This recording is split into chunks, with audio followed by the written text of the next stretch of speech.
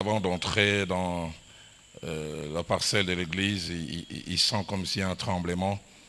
Et puis il dit, Seigneur, je ne suis jamais arrivé ici. C'est la première fois, je ne sais pas comment ça se passe.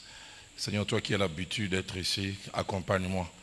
Et il entend le Seigneur lui dire, moi aussi c'est la première fois que je viens ici.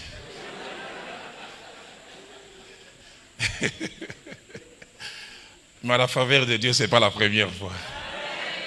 Il est toujours présent et régulièrement présent. Et là, on a des joueurs de harpe qui, quand ils jouent, la présence de Dieu se manifeste pleinement et pleinement au milieu de nous.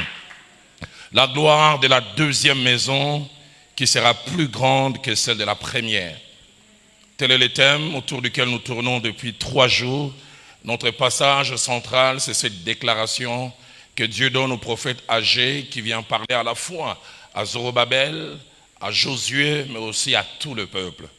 Il est en train de leur dire, vous avez entendu parler de cette maison, de toute la gloire, et nous avons longuement défini la gloire dans plusieurs aspects. Et j'aimerais vous dire, la gloire qui était autrefois n'est rien. Celle que vous allez voir maintenant est plus grande. Et ce soir, je voudrais lire avec nous quelques passages, il y en a plusieurs. D'abord Genèse au chapitre 37, souvenez-vous, depuis le début, j'ai dit, certes nous allons parler de ce thème, mais notre personnage qui va nous servir d'illustration, c'est Joseph ainsi que son parcours. Alors je vais lire ces passages, ils sont assez nombreux, mais on a besoin de la parole de Dieu comme soubassement de tout ce que nous voulons échanger. Genèse 37, verset 2 au verset 11, verset 18 à 20, et puis 23 à 24. Voici la postérité de Jacob. Joseph, âgé de 17 ans, faisait paître les troupeaux avec ses frères. Cet enfant était auprès des fils de Bila et des fils de Zilpa, femme de son père, et Joseph rapportait à leur père leurs mauvais propos. Israël aimait Joseph plus que tous ses autres fils parce qu'il avait eu dans sa vieillesse. Il lui fit une tunique de plusieurs couleurs. Ses frères virent que leur père l'aimait plus que eux tous, ils les prirent en haine. Ils ne pouvaient lui parler avec amitié. Joseph eut un songe, il les raconta à ses frères qui les haïrent encore davantage. Il leur dit, écoutez donc ces songes que j'ai eus. Nous étions à lier les gerbes au milieu des champs, et voici ma gerbe s'éleva et s'étend debout. Vos gerbes l'entourèrent et se prosternèrent devant elle. Ses frères lui dirent, est-ce que tu régneras sur nous? Ils ont l'interprétation directement. Est-ce que tu nous gouverneras? Alors que lui ne comprend même pas, eux ils comprennent directement. Il les haïrent encore davantage à cause de ses songes et à cause de ses paroles. Joseph, toi aussi, verset 9. Il y eut encore un autre songe. Il y en a eu déjà. Il les raconta encore à ses frères. Ça, c'est moi qui m'imagine. Il dit, et il dit, j'ai eu encore un songe. Et voici le soleil, la lune et 11 étoiles se prosternaient devant moi. Il les raconta à son père et à ses frères. Son père les réprimanda. Il lui dit, qu'est-ce que signifient ces songes que tu as eu? Faut-il que nous venions, moi, ta mère, tes frères, nous prosterner en terre devant toi? J'allais dire à Jacob, oui, vous allez le faire. Ses frères eurent de l'envie contre lui, mais j'aime la fin, mais son père garda le souvenir de ces choses. Versets 18 à 20, ils le virent de loin, et avant qu'il fût près d'eux, ils complotèrent de le faire mourir. Ils se dirent l'un à l'autre, voici les faiseurs de songes qui arrivent. Venez maintenant. Et jetons-les dans une des citernes, nous dirons qu'une bête féroce l'a dévoré, et nous verrons ce que deviendront ces songes. 23 à 24. Lorsque Joseph fut arrivé auprès de ses frères, ils les dépouillèrent de sa tunique, de la tunique de plusieurs couleurs qu'il avait sur lui. Ils les prirent et les jetèrent dans la citerne. Cette citerne était vide et il n'y avait point d'eau. Genèse 39, versets 1 à 4, puis versets 19 à 23. On fit descendre Joseph en Égypte, et Potiphar, officier des pharaons, chef des gardes égyptiens, l'acheta des Ismaélites qu'il avait fait descendre. L'Éternel fit la prospérité l'accompagna. Il habita dans la maison de son maître l'Égyptien. Son maître vit que l'Éternel était avec lui et que l'Éternel faisait prospérer entre ses mains tout ce qu'il entreprenait plutôt. Joseph trouva grâce aux yeux de son maître qu'il employa à son service, l'établit sur sa maison, il lui confia tout ce qu'il possédait. Verset 19. Après avoir entendu les paroles de sa femme qui lui disait, voilà ce que m'a fait ton esclave, les maîtres de Joseph furent enflammés de colère. Il prit Joseph, les mit dans la prison, dans le lieu où les prisonniers du roi sont enfermés. Il fut là, en prison. Je peux même carrément m'arrêter là. Et puis nous lisons les psaumes 105. Nous lisons du verset 16 au verset 24, qui fait quasiment un résumé aussi du parcours et de la vie de Joseph. Psaume 105, partant du verset 16. Il appela sur les pays la famine, il coupa tous les moyens de subsistance, il envoya devant eux un homme. Il fut vendu comme esclave, on serra ses pieds dans des liens, on les mit au fer, jusqu'au temps où arriva ce qu'il avait annoncé, où la parole de l'Éternel l'éprouva. Les rois fit ôter ses liens, les dominateurs du peuple les délivra. Il établit seigneur sur sa maison et gouverneur de tous ses biens, afin qu'il pût à son gré enchaîner ses princes et qu'il enseigna la sagesse à ses anciens. Alors Israël vint en Égypte et Jacob. Puis nous terminons verset 7e, 1 Roi chapitre 6, verset 7. Lorsqu'on bâtit la maison, on se sert toute taillée, et ni marteau, ni hache, ni aucun instrument de fer ne furent entendus dans la maison pendant qu'on la construisait. Amen. Et dans la suite du thème que nous avons commencé à aborder depuis lundi, ce soir je vais aborder selon que l'Esprit de Dieu m'a conduit sur les sous-thèmes Dieu, la gloire et la loi de la préparation. Dieu et la loi de la préparation. Puisque mon message va tourner tout autour de la préparation. Les mots préparation sur le plan étymologique signifient simplement rendre prêt avant. Rendre prêt avant. Mais les mots préparation cachent quatre significations. Trois significations. La première, c'est disposer au mieux une chose ou la rendre prête en vue d'une utilisation proche. Disposer au mieux une chose ou la rendre prête en vue d'une utilisation proche. Quand il y a opération dans la salle d'opération, les personnels qui sont attachés aux chirurgiens préparent bistouri, toute autre chose, parce qu'ils savent qu'il y a bientôt une utilisation. Celui qui est habitué à monter sur les palmiers et je ne sais pas moi, couper, il sait qu'il va aller utiliser, il va aller limer son couteau. Rendre prêt ou disposer au mieux une chose en vue d'une utilisation proche. Deuxièmement, lorsqu'on parle de préparation, c'est mettre un outil ou un instrument en état de remplir sa fonction. Mettre un outil ou un instrument en état de remplir sa fonction. Et puis troisièmement, lorsqu'on parle de préparation, c'est rendre quelqu'un ou quelque chose capable d'accomplir quelque chose en le mettant dans les meilleures conditions. On parle de la préparation d'une équipe de football. Ils vont aller jouer, ils se préparent. Et 9 vérités que je vous prie de noter ce soir concernant la préparation.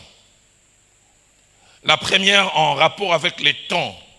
La préparation s'est faite au présent, mais vise l'avenir. Elle s'est faite au présent, mais elle vise l'avenir. Les actions attachées à la préparation sont faites aujourd'hui, mais la finalité, c'est le futur. Dans Jean chapitre 14, au verset 2, Jésus-Christ, avant de quitter ses disciples, leur dit, il y a beaucoup de demeures dans la maison de mon Père. Il dit, si cela n'était pas, je vous l'aurais dit, mais il dit, je vais vous préparer une place. Les actions que je vais poser, c'est maintenant. Mais l'utilisation, ça sera pour plus tard. Deuxième principe important attaché à la préparation influence et influencera toujours la qualité et la quantité des résultats futurs.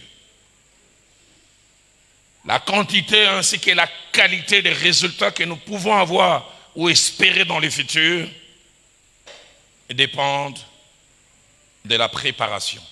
Il est étonnant des fois de voir comment Dieu prend le temps.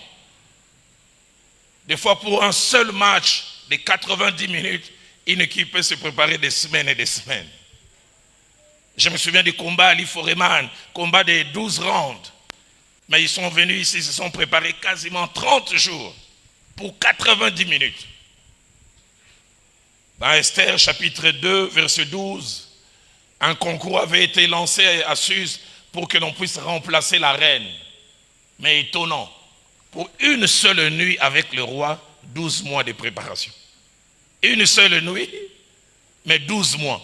Et durant ces 12 mois, Esther chapitre 2, verset 12 dit, 6 mois à se mettre l'huile, des myrrhes et 6 des aromates et des parfums. J'aimerais dire à quelqu'un, laisse Dieu t'utiliser.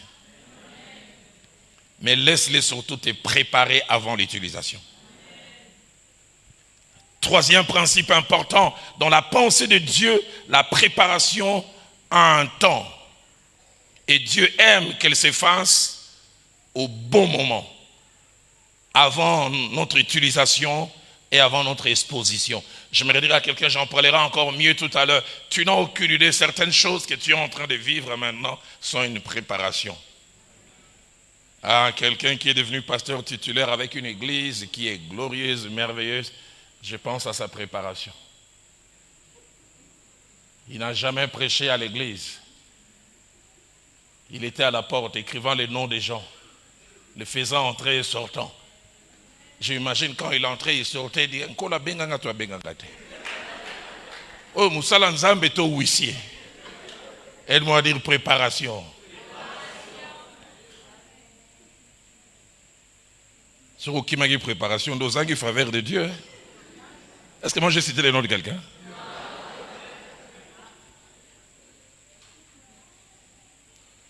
Pourquoi? Parce que Dieu n'aime pas venir poser certains actes quand nous occupons la fonction.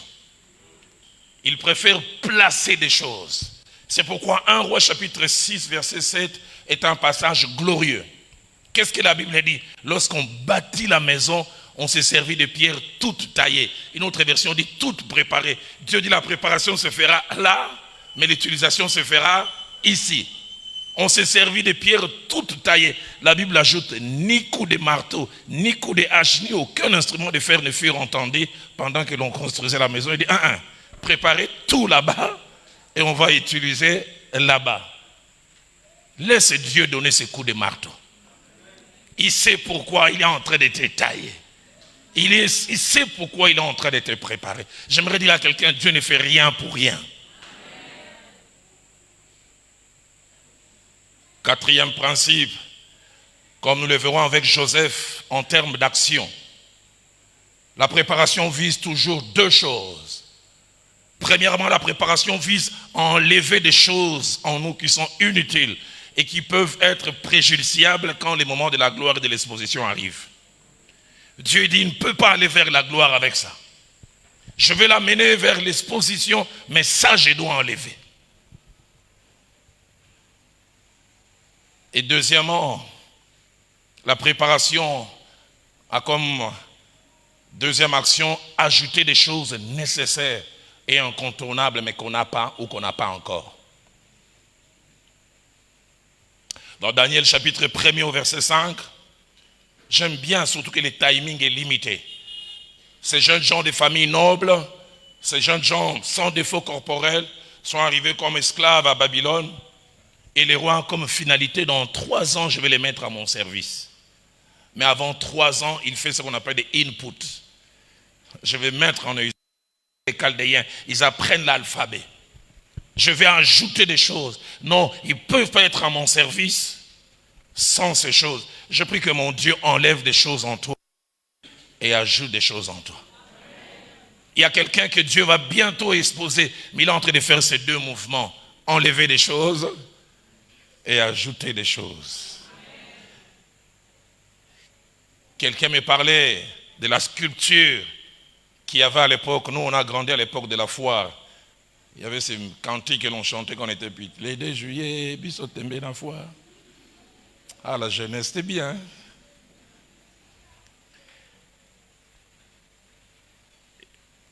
Et j'ai vu le nom de ces grands sculpteurs qui a sculpté ces batteurs de tam-tam.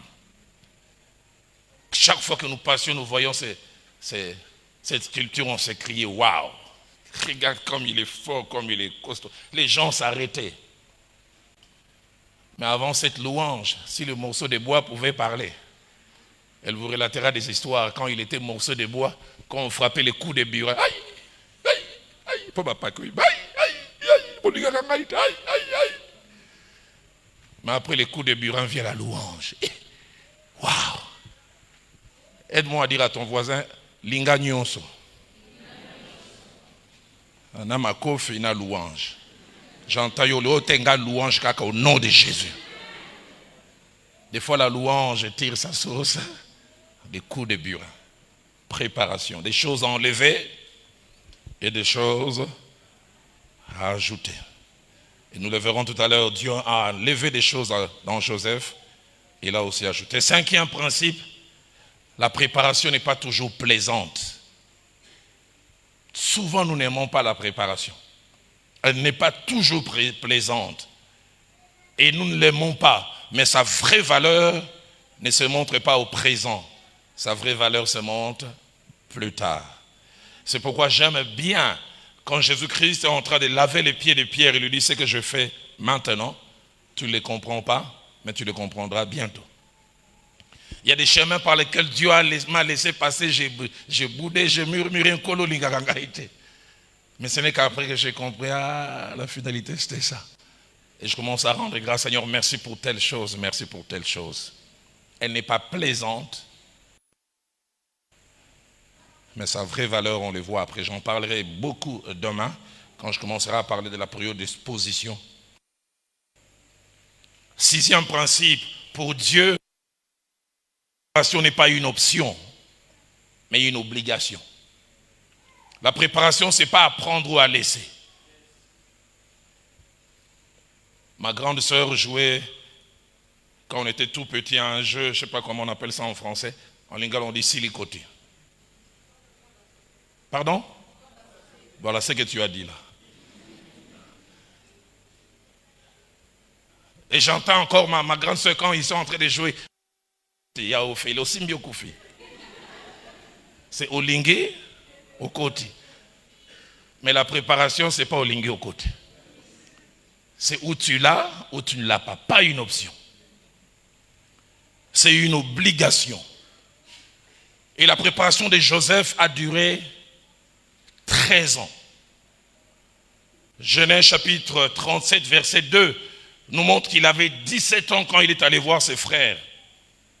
Mais puis après, il nous a montré qu'il avait 30 ans lorsqu'il a apparu devant Pharaon. 17 ans. 17 ans. Mon pasteur, le frère Jacques-André Vernou, disait ceci. L'absence de préparation entraîne ou entraînera toujours des conséquences. J'ai jamais oublié le feu maréchal.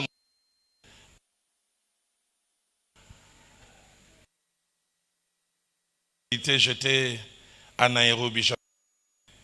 J'avais honte d'être congolais. Je vois ce ministre qui est à la tribune des Nations Unies. Il est en train de lire son discours. Il a posé 2 actes. Je dis, ça c'est l'absence de préparation. Pardonnez-moi de citer le nom. Je dis, Kengo Wadonda pour ça les Lokaboit. Il devait tourner les pages. Il fait.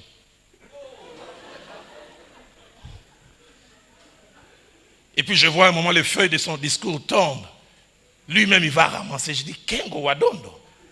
Officier d'ordonnance à Zawapi. Le problème c'est absence de préparation.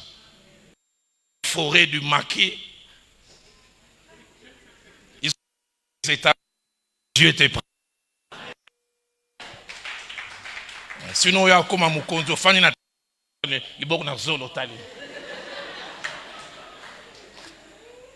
Tout ça parce que tu n'as pas été préparé. Aide-moi à dire à ton voisin, laisse-toi préparer. Maman, merci, je dis aussi Amen. Le pasteur Vernon disait cette phrase que j'ai notée. Celle ou celui qui refuse la préparation subira la correction et la réparation. Celle ou celui qui refuse la préparation va subir la correction. Jeune fille, toi qui aspires au mariage, prépare-toi.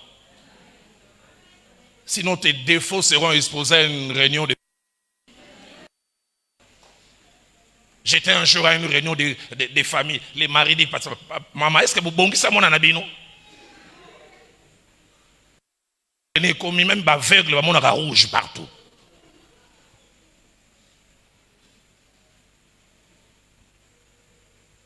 Si on était dans une réunion des couples, je parlerai fortement. Il y a des choses qu'on voit en tant que pasteur. La femme se plaint, le mari dit lors de cette réunion, pasteur, est-ce que ça simbamable?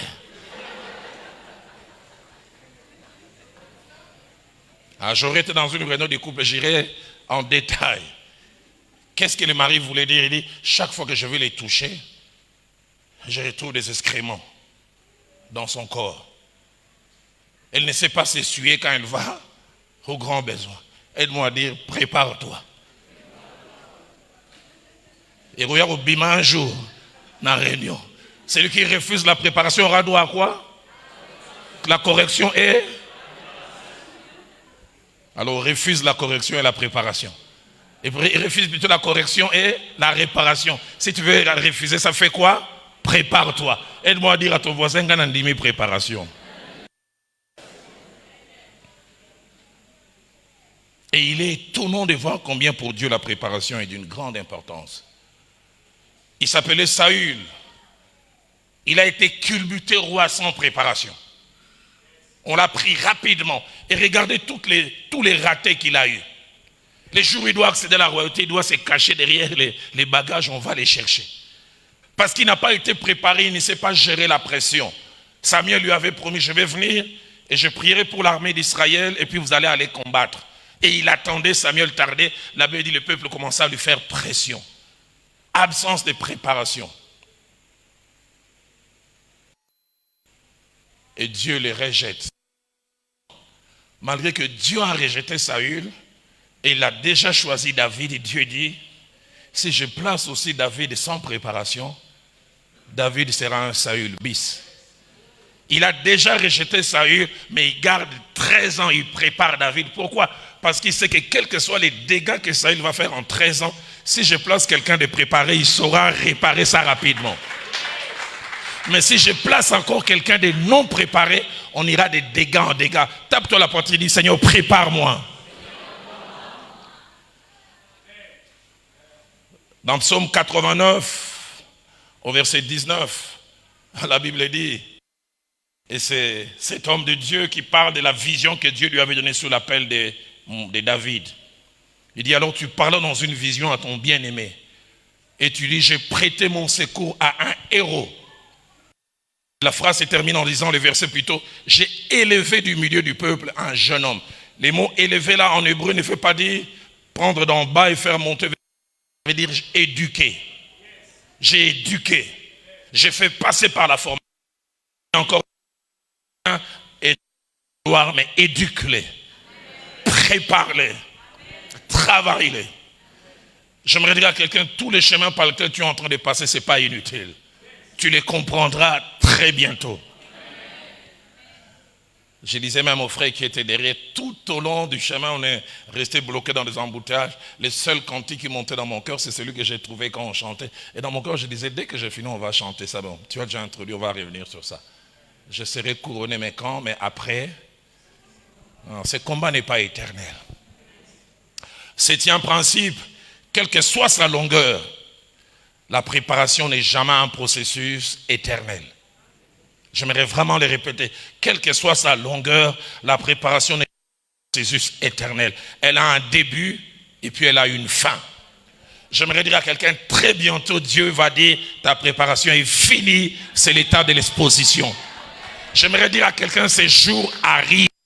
J'aimerais dire à quelqu'un, comme Élie avait dit, j'entends les bruits qui annoncent la pluie. Moi aussi, j'entends les bruits qui annoncent ta gloire parce que ta préparation est finie. Ta préparation tend vers sa fin. Je l'ai dit, Genèse 37, verset 2, il avait 17 ans, Dieu a commencé à le préparer.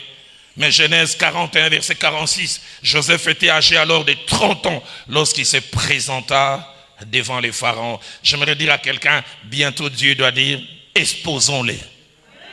C'est pourquoi j'aime quand 1 Pierre chapitre 5 au verset 6 dit « Humiliez-vous sous la main puissante de Dieu, afin qu'il vous élève quand au temps convenable. » Et Dieu m'a envoyé ce soir comme un prophète pour dire à quelqu'un « Ton temps convenable arrive. » Ton temps convenable arrive.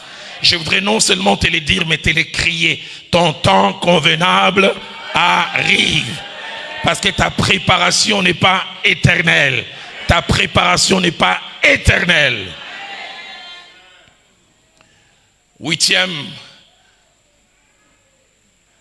et avant-dernier principe, c'est qu'il y a en général 2 sortes de préparation. Premièrement, il y a une préparation consciente. Dieu nous les fait savoir, ou nous les savons que nous sommes en train d'être préparés. Daniel 1,5, la Bible dit que ces jeunes gens ont été appelés. On va vous préparer durant 3 ans. Ils savaient, ils connaissaient même les timings. Et après ces 3 ans, vous serez au service du roi. Ils étaient conscients de cela. Mais deuxièmement, il y a une préparation inconsciente. Dieu ne te le dit pas. Mais tous les chemins par lesquels il t'a fait passer, c'est pour t'équiper. Et Joseph a connu une préparation inconsciente. Il vivait des situations, il devait penser que c'est la méchanceté des hommes. J'en parlais tout à l'heure, les gens qui l'oublient. Non! Dieu est en train de les préparer. Dieu est en train de l'équiper. J'aimerais dire, pour tout véritable enfant de Dieu, rien ne se fait au hasard. Et la Bible dit, toute chose concourt, toute chose travaille, toute chose coopère pour le bien de ceux qui aiment Dieu. Quand Dieu voit qu'il va finir par utiliser David comme roi, première étape de la préparation, il met dans le cœur de son père de l'amener à s'occuper des brebis. Papa Linganga, comme ça, mais Dieu voulait inculquer des valeurs. Pourquoi? Parce que la pensée du berger, c'est de réfléchir à la place des brebis. Quand les brebis viennent, après avoir passé toute une journée, ils viennent se reposer, aucune brebis ne réfléchit. C'est le travail du berger. Aujourd'hui, je les ai amenés là-bas. Il n'y avait plus beaucoup d'herbe. Où est-ce que... et Dieu voulait mettre dans le vide les cœurs d'un leader qui pense au bien-être du peuple. Pas à lui. J'aimerais dire à quelqu'un, mon Dieu te prépare. Ces choses par lesquelles tu passes, tu ne sais pas. Et quand Dieu estime que cette leçon a été apprise, deuxième leçon, c'est gestion des ressources humaines. 1 Samuel chapitre 22, verset 1 à 3, nous dit tous ceux qui avaient des créances, tous ceux qui avaient des dettes, tous ceux qui étaient malheureux, vinrent autour de lui et devinrent leur chef, 400 personnes. S'ils étaient de mon époque, de l'époque où j'ai grandi, entre 1969 et 75, tous ces gens, leur nom s'est terminé par os. Ngotos, Kikotos, Yangotos, Ngangakos, des Yankés. Des gens sans foi ni loi. Dieu le monde lui donne ça. Le but, il veut former son cœur. Et ce que j'aime, l'un d'eux, Abishai, un mauvais, il en a fait un vaillant homme. J'aimerais dire à quelqu'un, Dieu te prépare. Et quand Dieu finit de travailler comme ça, Dieu l'envoie même au pays des Philistins. Il devient mercenaire. Ah, la formation de Dieu. Et après cela, Dieu, au lieu de lui donner toutes les 12 tribus, il lui donne d'abord des tribus. Tout pour dire à quelqu'un, non, dans l'autre 12, ils ont accès à vision. Ils ont 2. Quand Dieu estime qu'il a bien géré les 2 tribus, il dit maintenant je lui donne tout. J'aimerais dire à quelqu'un, laisse mon Dieu te préparer. 9e et dernier principe, le plus souvent, la longueur et le côté dur de notre préparation cachent toujours les degrés et le poids des gloires à venir. J'aimerais vraiment le répéter le plus souvent, la longueur et le côté dur de notre préparation cachent toujours les degrés et le poids des gloires que nous avons expérimentés. Je ne vais pas être injurieux vis-à-vis de ces gens. À l'époque, le centre de formation des gendarmes, nous on les appelait quand on était petits l'Isanda. C'était à Matete. On pouvait même prendre un vieux papa au ventre bédonnant. On lui fait faire 2-3 pompages. On lui donne la tenue et le ngondo.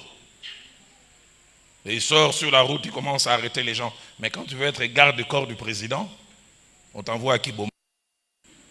24 mois, on te fait passer sur des choses, tu as l'impression que tu vas mourir. On ne forme pas un Lisanda de la même manière qu'on forme un garde-corps du président. J'aimerais dire à quelqu'un, quand tu vois ta préparation être dure, tu n'as pas besoin de prophète. Tu dois savoir,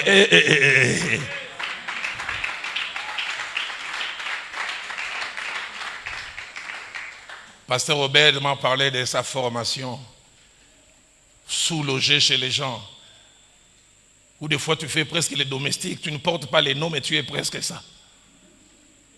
Plein de promesses de Dieu. Des fois, tu commences à dire, est-ce qu'un colombe taloba ou bien gamo na yoga? Je me souviens d'un frère qui souffrait tellement. Un jour, à la fin d'une réunion, il dit, pasteur, bafato ba témoigner quand. Namo de bangon colon zambe mutajera ba prière na bango yanga za ange. Fais un ange Gabriel. Fais un ange Gabriel da gérara yangai. Je me dire à quelqu'un, laisse-toi préparer. J'aime ce que mes amis ivoiriens disent. Les amis ivoiriens disent, nous sommes venus dans ce monde en détail. Nous ne sommes pas venus en vrac. Les Quinois disent, j'aime les dire en français, nous sommes venus village. Chacun est venu seul. C'est pourquoi ne regarde pas le parcours de ton ami. Seigneur, pourquoi lui, il ne connaît pas ça? Dieu sait ce qu'il fait avec toi. Pourquoi chez lui c'est facile? Pourquoi Dieu sait ce qu'il fait avec toi?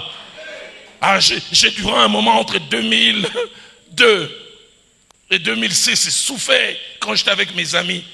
Pasteur Kali, mon jeune frère Rémi, tous ceux avec qui j'ai fait le premier pas dans la foi. J'avais l'impression, je dis, mais Dieu. Aujourd'hui, quelques années après, je comprends. Quand Dieu a permis que Philadelphie commence, ça a commencé différemment de eux tous. En si peu de temps, Dieu a permis qu'on ait plus de résultats que j'ai jamais oublié. Philadelphie commence une année après, une église qui avait plus de 10 ans. Il nous envoie un courrier, demande d'aide. Nazu courrier, na bengi mon papa. Ils sont à 2 ans, bino, j'ai jamais oublié. Philadelphie fait ça mon abota mana minou.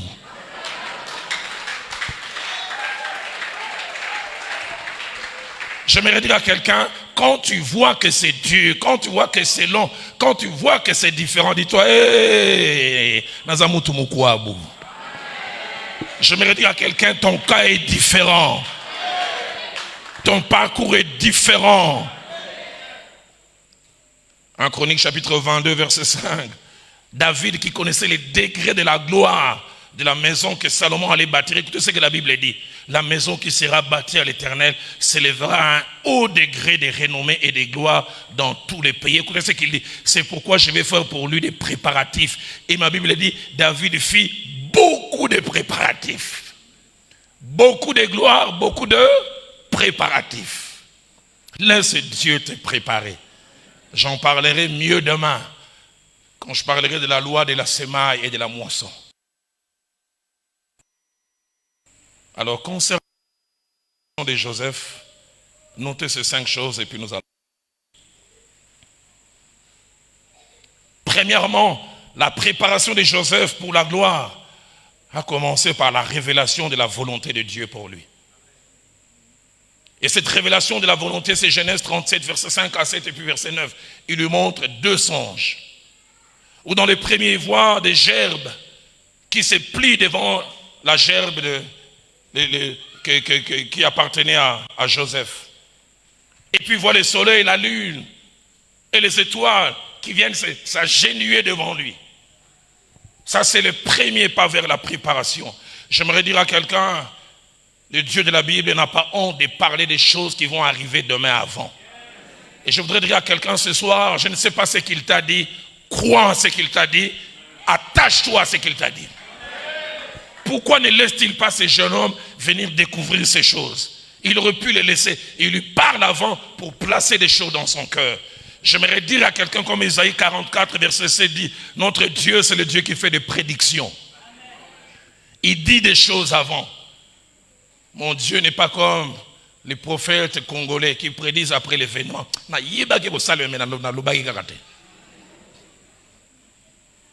Le but de Dieu, en nous parlant avant comme il a fait avec Joseph, C'est pour trois choses. Premièrement, nous informer, nous faire savoir. Et quand je préparais ce message, Dieu me disait, il y a plusieurs ici à qui Dieu a fait savoir des choses.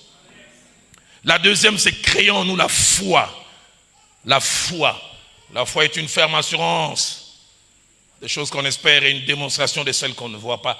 Et la troisième des choses, c'est des attentes. Le pasteur Verneau enseignant un jour, il dit la plus grande pauvreté dans la vie, c'est vivre sans attente.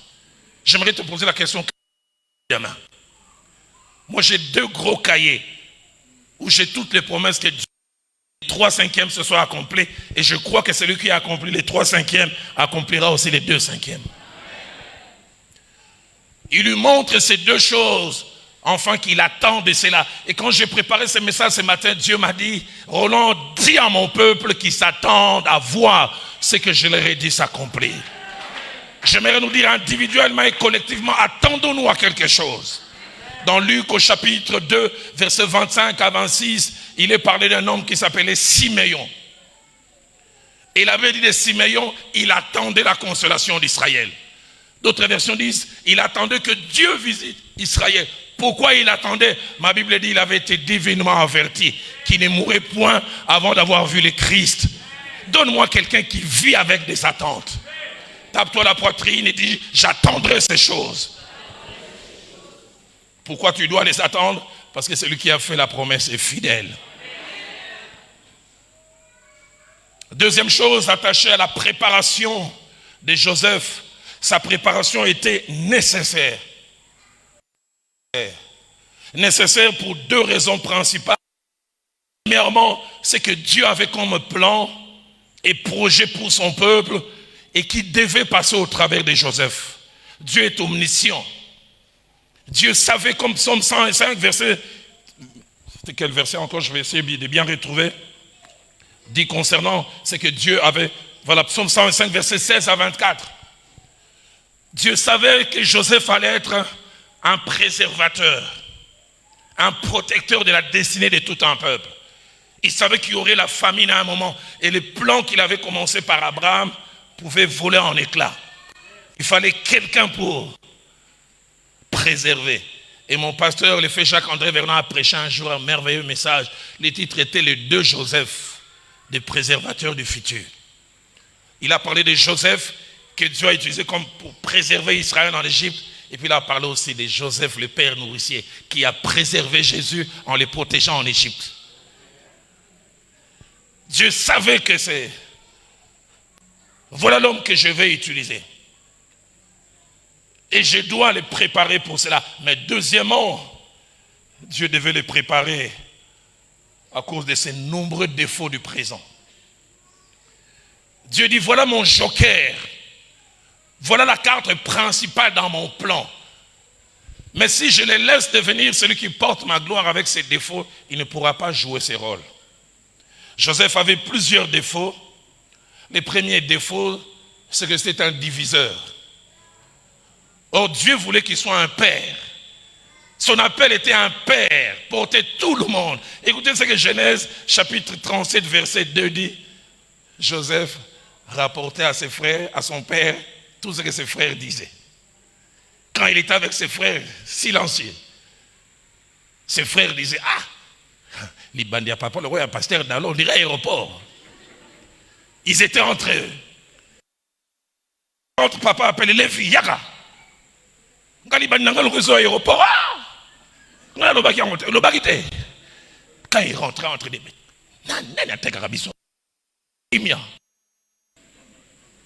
mais vous savez pourquoi? Quand même, si je laisse ça, ça va mourir. Je veux qu'il soit un père. Je veux qu'il rassemble les autres. J'aimerais dire à quelqu'un, mon Dieu va enlever des choses en toi. Il ne te laissera pas monter dans la gloire avec ces choses. Et j'aimerais faire cette prière en lingala. Je sais que tu ne diras pas amen. Si je le fais en français, ça ne va pas passer. En lingala, c'est bien. Nkolo, nyonga mutuana. Pasteur Trésor, il y a français, flamboyant, et puis étudiant en droit. En français, on dira quoi? Nyong. En bon français. Pardon? Maltraité. Pardon? Pressé. Bon.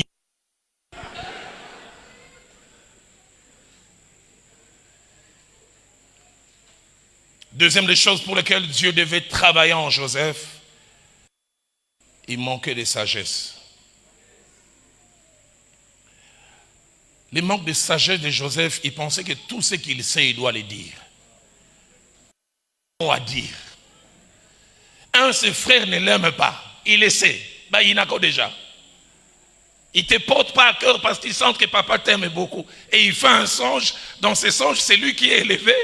Et les autres sont abaissés, il vient avec sourire. Ruben, Boyanana. Lévi. Naloti. Oui, bindo tango. Oui, bindo tango. Binonio se nassé. C'est comme si vous voulez les dites amen. La Bible dit, il est haïr encore davantage. Il ne tire pas la leçon. 2 jours après, il n'y a déjà. À l'autre, il soit benga.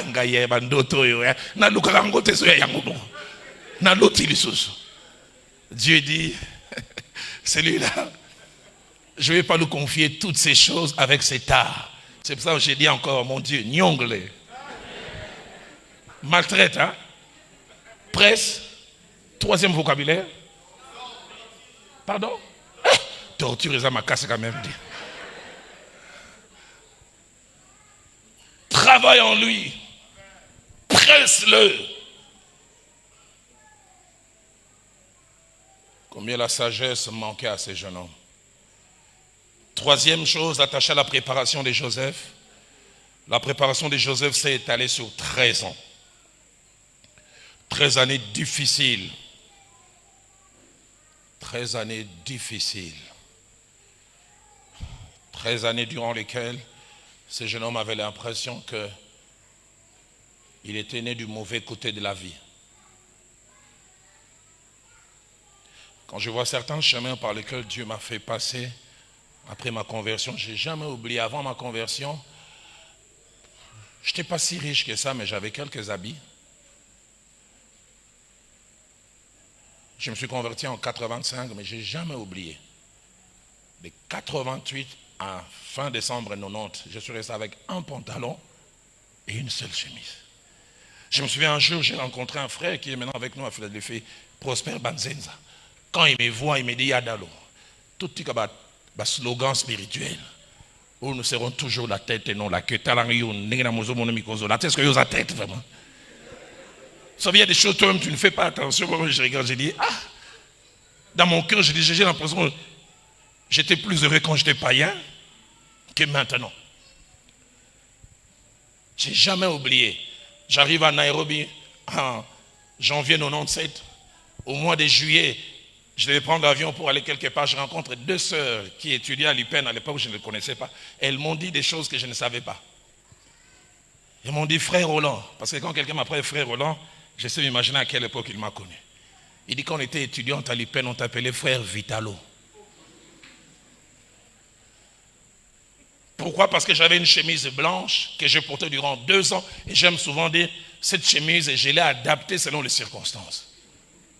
Quand je l'avais achetée, elle était manche longue, elle avait une sorte de col qui pendait là. Mais à force de laver, ça s'est ouvert ici. Comme on peut, aux examens d'état, j'ai biffé les mentions inutiles. C'est devenu col Mao. À force de laver, ça s'est ouvert là. J'ai coupé les parties, manches courtes. Donc, c'est le dernier visage de ma chemise n'avait rien à voir avec sa sortie à l'usine. Quelqu'un a dit la souffrance rend créatif. Mais je n'ai jamais oublié 1990, les Léopards jouaient au Maroc. Je n'ai jamais oublié, il y avait un joueur de Léopards à l'époque, Morsolo Tonadio. On avait fait 1-1 Congo-Maroc. Zaïre, à l'époque c'était Congo-Maroc, Zaïre. 88 exactement. Et je devais aller prêcher à une réunion de la jeunesse. Et les Léopards jouaient. Et puis on marque. Oh! Je sens simplement une odeur compliquée. J'avais laissé à mon jeune frère qui est maintenant aux États-Unis, Dieudonné, de me repasser la chemise avec le fer à braise. J'ai dit, Dieudonné, solo ranini, il n'y a aucune réponse. Chemise et kalingami.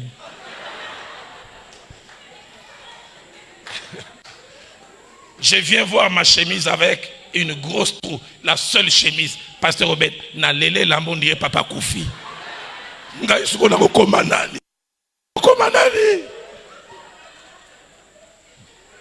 C'est pourquoi j'aime dire à certaines personnes deux choses. N'a passé. J'aime dire à d'autres aussi, j'ai un corps qui parle. Votre corps ne parle pas. Même les autres, on a latino qui nous sont dans le vieux. Comment on s'appelle Sanga? Ta musique.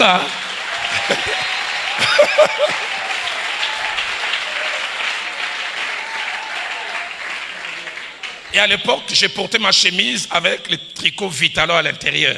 Mais comme la chemise était abîmée, Vitalo est sorti. Et la sœur là m'a dit, pasteur frère Roland, n'a gagné 4 fois. Tobeta gazon. Dans la roulade, tu as Vitalo lelo. Au côté, tu as Vitalo mon alpesa. Mais c'était la formation. Là, c'est toi formé. Aide-moi à dire à ton voisin, là, c'est toi formé. Pasteur Robert, la semaine passée, j'étais allé visiter mes parents et je vis un cordonnier qui habitait pas très loin de chez nous. Ce cordonnier m'a vu me convertir, il m'a vu commencer à servir Dieu. Mais j'oublie jamais durant ces temps de désert. J'avais une paire de chaussures, la seule. Je l'ai tellement amené chez le cordonnier, bamba, donc des signes, on pouvait voir même à 1 kilomètre. Un jour, je devais diriger la réunion de la cellule qui était chez nous. Juste avant d'entrer, paf, je me colle, ça s'ouvre. Je lui ai rappelé jeudi passé, il rigolait terrible. Jamais la paire de chaussures. Ce monsieur me regarde, il dit, papa, tu as balinga kambongo, na rotonga wapi.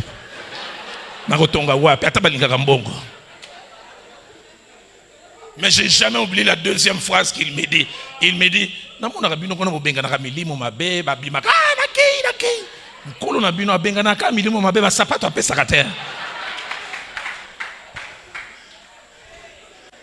et je dis parce que quand je l'ai vu, je dis papa, après ça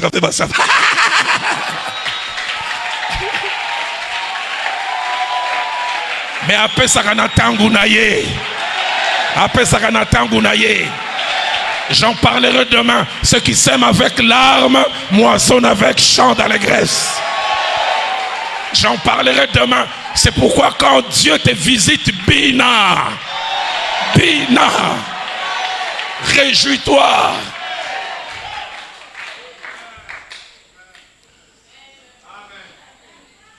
Quatrième chose, et je vais aller vers ma conclusion, la préparation de Joseph n'a pas été facile. Elle s'est faite en plusieurs étapes. La première étape de la préparation de Joseph, Genèse 37, 23, on lui a ôté sa tunique de plusieurs couleurs. Quand Dieu veut nous préparer, des fois, il nous ôte ce que nous croyons être important. Dieu va t'enlever ta crédibilité. Dieu va t'enlever ton honneur. Je me souviens de cet homme qui a dit, pasteur, avec toutes les promesses de Dieu, j'étais logé chez quelqu'un. Il utilisait ces termes que les Quinois utilisent aussi aujourd'hui beaucoup. Salomon. Il dit, il dit, mon sommeil, la longueur de mon sommeil dépend de quand les enfants vont se fatiguer de la télé. Mais de deux, quand ils vont dormir le plus tard. Soit ils battent la télé, ils 1 heure. Non, là, il a 2 heures. Il dit, 5 heures, parce que quand la vie reprend normalement, je suis obligé de me lever au salon. Mais il sait que Dieu lui a parlé. Combien de fois Dieu permet qu'on nous enlève des choses? Sa tunique de plusieurs couleurs enlevée. Genèse 37, verset 24. Deuxième étape de son élévation, c'est l'abaissement. Celui qui rêvait d'être élevé, il est jeté dans une citerne profonde. J'aimerais dire à quelqu'un, la citerne n'arrête pas les chemins de l'élévation. Troisième chemin, troisième étape, l'enfant gâté de Genèse 37, verset 3, qui était aimé par son père, devient un esclave. Il est vendu. On discute son prix. Parce que quand on vendait les esclaves, on les mettait nus. C'était comme une marchandise, on les faisait tourner. Allez, non. 3 dents absentes, prix il faut diminuer. Et l'homme qui a les promesses de Dieu, baso balele nibo.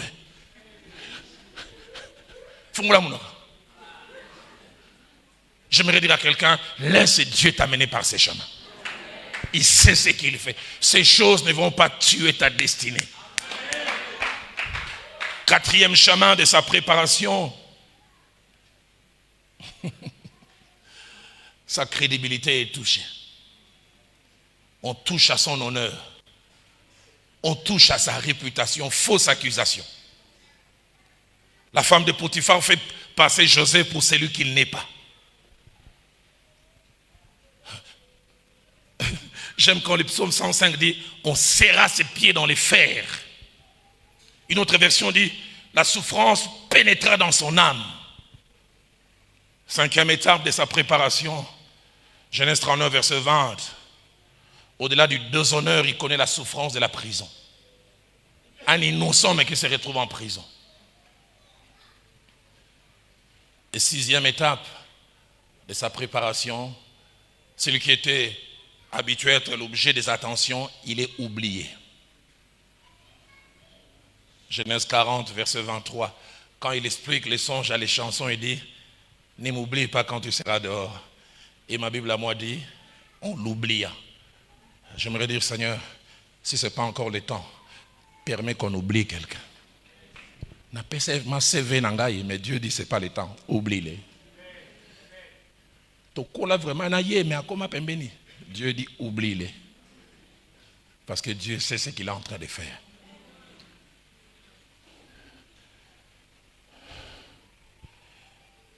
Notez ceci. Il y a des chemins incompréhensibles, inimaginables par lesquels Dieu nous amènera pour nous préparer avant la gloire. Des chemins. Hébreux chapitre 2, verset 9, l'avait dit, celui qui a été abaissé pour un peu de temps au-dessus des anges, Jésus, nous le voyons couronné de gloire et d'honneur.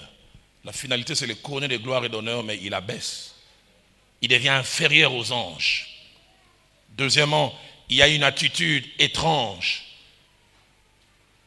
de la part de Dieu quand il nous prépare, qu'il nous faut savoir avoir. C'est taire. C'est taire. C'est taire. Et j'aime quand Dieu a travaillé en Joseph. Joseph qui rapportait toujours tout ce qu'il avait entendu. Quand la préparation a atteint son comble, il sait désormais se taire.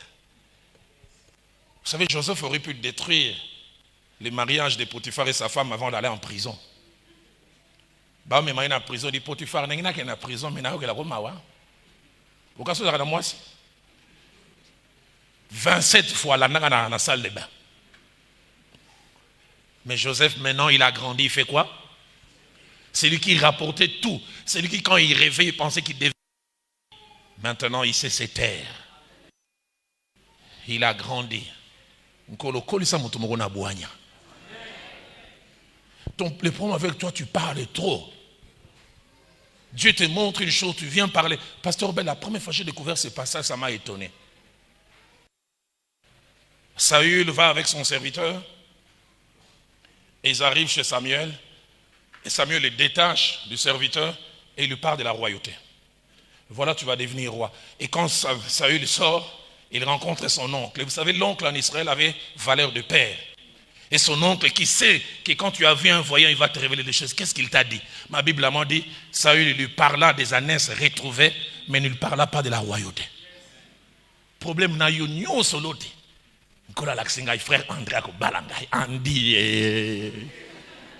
oyebiteke ye pa lotaka andi biloba loba. Savoir se taire. Na kalaté dans 2 semaines na aucun Canada. Obaki dans 2 semaines, ça fait 4 ans tout ça. Et troisième des choses, c'est que pour nous préparer, Dieu passe des fois par des chemins difficile, dur. Isaïe 53, verset 10 dit, il a plu à l'Éternel de le briser par la souffrance. Et je termine avec la 5e chose, c'est Dieu qui non seulement sait, mais c'est Dieu qui décide la fin de la préparation. C'est Dieu qui sait et qui décide de la fin de la préparation. Quand ma préparation va-t-elle prendre fin? Je ne sais pas. Mais c'est Dieu qui sait. Il a commencé à le préparer à 17 ans et à 30 ans en prison, Dieu dit, c'est fini. Et j'aime ce que le psaume 105, verset 18 à 19 dit, on serra ses pieds dans des liens, on les mit au fer, jusqu'au temps où arriva ce qu'il avait annoncé, où la parole de l'Éternel l'éprouva. Ce que j'aime, c'est que quand Dieu estime que la préparation est finie, lui-même comme metteur en scène prépare les circonstances pour l'élévation. J'aime beaucoup ce que mon aîné à l'archevêque Diamant Kalonji disait. Il disait le succès, c'est quand la préparation rencontre l'opportunité. Pour tout celui que Dieu prépare, il finira par te donner une opportunité. C'est pourquoi j'aimerais les déclarer alors que je finis ce soir. Quand Dieu te donnera l'opportunité, tu ne la rateras pas. Parce que Dieu n'aime pas que sa préparation soit gaspillée. Il te prépare à dribbler le à dribbler un gardien. Et puis après, aller. Kamata. J'aimerais les déclarer comme un prophète, tu ne rateras pas ça.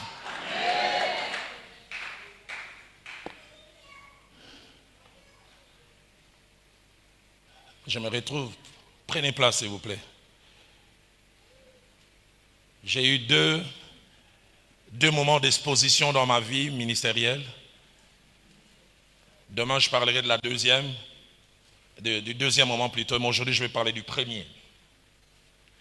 J'accepte Christ comme Seigneur et Sauveur le 5 novembre 85 à 9h. Une année et demie après, en 87, Dieu commence à me parler par la bouche de plusieurs des grandes responsabilités que j'étais appelé à assumer à la borne et comment Dieu allait m'utiliser dans l'évangile dans notre pays. Et un peu comme Marie, je me disais, comment cela se fera-t-il? Mais le plus étonnant, c'est que dès le premier jour, je suis venu à la borne en 86. Une prophétie a été donnée. Il y a un jeune homme qui est venu ici ce soir. Dans quelques années, il va assumer des grandes responsabilités. On était plus de 500 jeunes, mais je savais que c'était moi. Ce n'était pas la borne d'aujourd'hui. À l'époque, quand j'arrivais à la borne, j'avais l'impression que j'allais en Europe. Pelouse impeccable, fleurs impeccables. J'ai venu avec mes babouches et j'avais mis ma foute en bille. Je disais à mon jeune frère, j'ai l'air d'un domestique qui a accompagné le fils de son patron. Hein. S'il y avait 500 jeunes, au moins 200 ou 250 étaient venus en véhicule. Je faisais partie des rares qui prenaient le foula. Et Dieu m'a parlé. Fin 88, j'arrive un samedi à la réunion de la jeunesse. Le prédicateur qui était invité n'est pas venu. Et le pasteur Veilly, qui ne me connaissait pas, il lance simplement un appel. Y a-t-il un frère qui a médité aujourd'hui, qui peut partager sa méditation? Souvent quand je pense à ces choses, je dis, Dieu est un metteur en scène. Comment il peut faire corroborer les événements pour nous amener plus loin? Je lève la main, je partage ma méditation. Il dit, c'est quoi les noms des frères Dalo? Il me dira plus tard, il avait été marqué. Qu'est-ce qui a fait que ces prédicateurs ne viennent pas? À la fin de la réunion, il lève simplement la voix avant de clôturer. J'aimerais que le frère Dola, il est où? Personne ne lève la main. Il dit Dola. Personne. Il dit, celui qui avait partagé la méditation, je lève la main. Toutes les lettres sont là, mais deux sont renversées. Ce n'est pas Dola, c'est Dalo. À la fin, il me prend de côté et dit, quand tu partageais la méditation, Dieu m'a dit, je dois te prendre sous mon aile. J'ai un groupe avec lequel je prie chaque mardi, rejoins-moi. Et je commence à rester à ses côtés une année. J'étais à ses côtés, j'étais à la jeunesse, mais j'étais monsieur quiconque. Et j'oublie jamais un dimanche, à la fin de la réunion, il me dit, demain lundi, je commence un séminaire à l'Arche Massina. De lundi jusqu'à dimanche, j'aimerais que tu m'accompagnes. Viens chez moi à 9h et tu m'accompagneras. Je n'ai jamais oublié. Cette nuit-là, vers 5h, je fais un songe étrange. Je fais un songe que je suis dans une équipe de football et je m'entraînais. Mais chaque fois que l'entraînement finissait, l'entraîneur pointait les 11 titulaires qui vont jouer demain. On ne me choisissait jamais. Ça arrivait moi-même 10 fois qu'on ne me choisissait pas, de telle sorte que quand l'entraînement finissait, j'allais déjà porter mes habits parce qu'il n'y avait pas pour n'a pas. Et je vois, on va sur un terrain de football, on commence à jouer. Et j'entends un bruit, je regarde sur le terrain, notre numéro 10 a connu une fracture, jambe cassée. Et l'entraîneur regarde sur le banc, aucun n'avait le rôle de numéro 10 et puis il commence à demander, Dalo il est où? Et l'on regarde, j'étais sur les gradins habillé normalement. Il dit, va t'échanger. Je vois simplement la scène, je mets des bas, je mets des bottines et je vois, je commence à me réchauffer, et je me réveille. Vous savez, il y a un langage spirituel dans mon cœur, je suis. Quelqu'un sera déclassé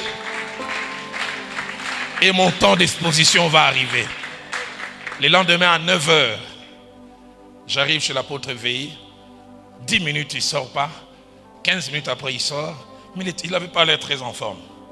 C'était un bulldozer dans la prière. On commence à prier. À 10h30, il dit, j'ai l'impression que je suis en train de forcer. Depuis hier, je fais un peu la fièvre. Je voulais me battre, mais je sens que ça n'ira pas. Attends, je vais écrire une lettre. Et tu l'amèneras tout à l'heure à 15h à Massine. J'ai aucune idée, il écrit la lettre. Quand il finit, il me donne. Quand je lis, je dis, acha. Dans la lettre, il disait, ce jeune homme est pour moi comme Timothée était pour Paul. J'aurais voulu commencer les séminaires aujourd'hui, mais je ne sais pas venir. Si vous croyez en moi et que vous croyez que je suis sérieux, acceptez que ce jeune homme prêche à ma place. Quand j'ai voulu refuser, je pensais à numéro 10, à Zoki. Balobi joueur. Je me suis mis à genoux. Il a prié pour moi. Je n'ai jamais oublié. Les pasteurs s'embêtaient en voyage. J'arrive, je ne vais pas citer le nom de ces pasteurs. Je les reçois quand je donne la lettre. À cette époque, les plus larges auditoires devant lesquels j'avais prêché, c'était 20 ou 30 personnes. J'arrive, je donne la lettre. Les messieurs me regardent et disent, Yo. Hein?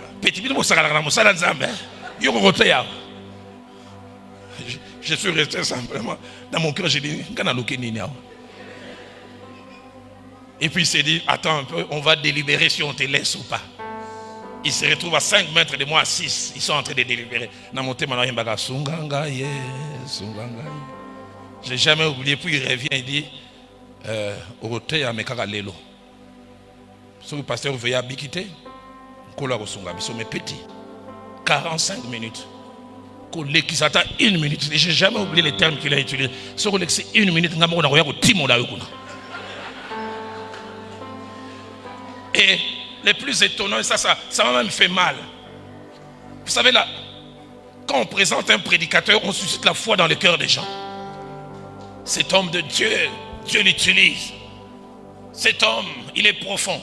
Écoutez comment on m'a introduit. Église, excusez-nous. Nous attendions l'homme de Dieu, mais il est souffrant. Mais c'est ce jeune homme qui va les remplacer. Donc il y avait d'un côté l'homme de Dieu et puis un jeune homme. Et puis ils ajoutent intercéder, que l'homme de Dieu guérisse. Mais s'il ne guérit pas, on va se débrouiller. Je n'ai jamais oublié, on m'avait donné 45 minutes, j'ai prêché 35. Après que j'ai prêché 35 minutes, j'ai demandé aux gens de se lever. Durant 9 minutes, pasteur Obed, l'Esprit de Dieu a commencé à travailler. Les frères de l'Arche Massina, à l'époque, il y avait un insecticide qu'on appelait Kilit. Ils ont dit, ce jour-là, il y avait Kilit. Les gens étaient remplis dans l'esprit, tombés, d'autres parlaient en langue. Je vois une femme dont le goitre a disparu. Quand je vis 44 minutes, je prends le micro, je vais donner au pasteur. Écoutez sa réaction. Continue.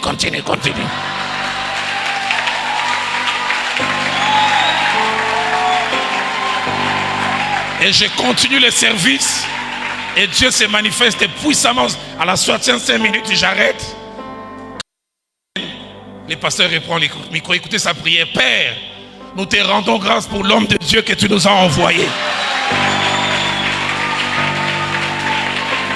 Quelle promotion! 60 minutes avant, j'étais un jeune homme.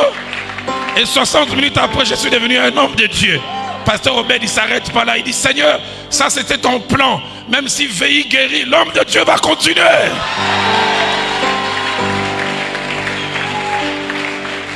Et je prêche de lundi à dimanche. Dieu s'est manifesté puissamment. Et mercredi, je reviens à la borne assis sur le banc dans l'anonymat. Je ne savais pas que Dieu avait dit la préparation est finie, c'est le temps de l'exposition. J'avais jamais eu un entretien personnel avec le pasteur Vernon. Le pasteur Vernon fait l'étude biblique et il commet la même erreur que le pasteur Veilly. Il dit il y a des champions ici à la borne mais qui se cachent, qui vont faire des exploits ailleurs. Et on a appris ça. Y a-t-il un frère qui s'appelle Dola? Dola, tu es où? Dola. J'étais là, frère Dola. Celui qui a prêché la semaine passée à Massina, je lève la main, je dis, c'est moi, mais ce n'est pas Dola, c'est Dalo. Il me dit, vendredi prochain, tu vas prêcher ici. Je vois encore son terme, et on va voir ce qu'il y a dans ton ventre.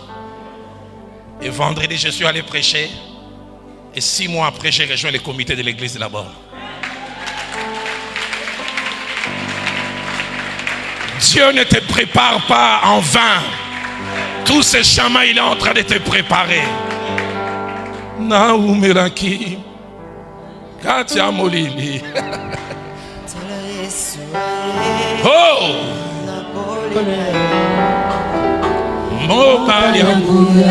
Alléluia!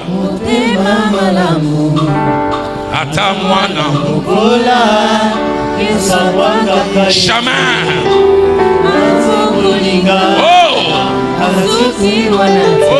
Ce soir j'ai envie de danser, j'ai envie de sauter, j'ai envie de crier.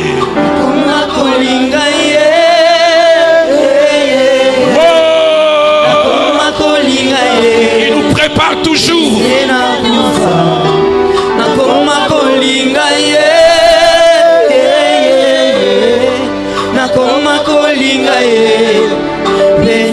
Disons-lui Biloka Mokili. Oh, j'ai envie de sauter, j'ai envie de crier. Oh, alléluia. Oh, Asukipe Wanate.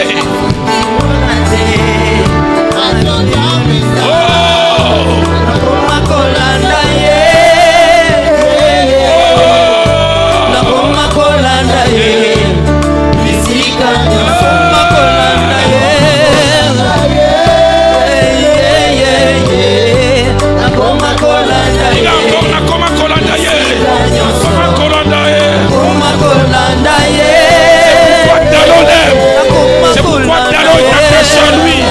C'est pourquoi Dalo le sait.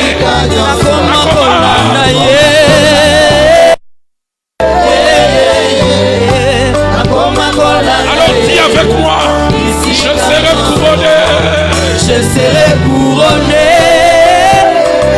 Je serai couronné. Après je serai couronné.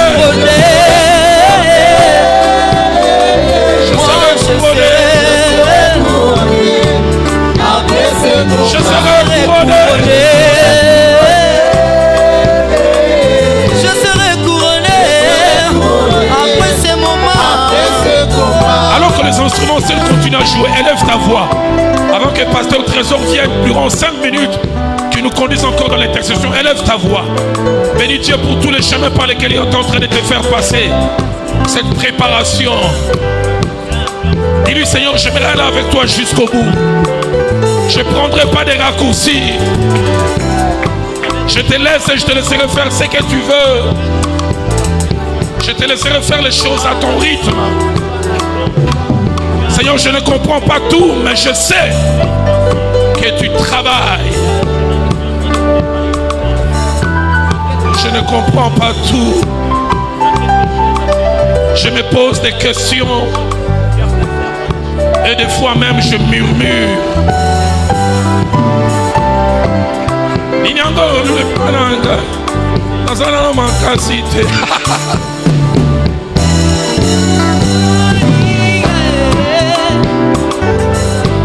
Jamais.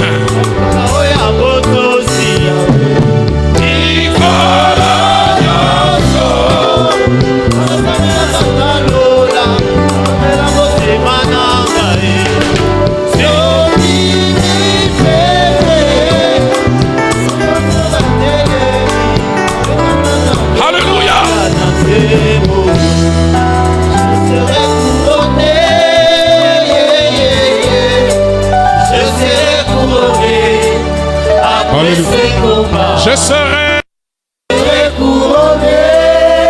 Yeah, yeah, yeah. Je serai couronné.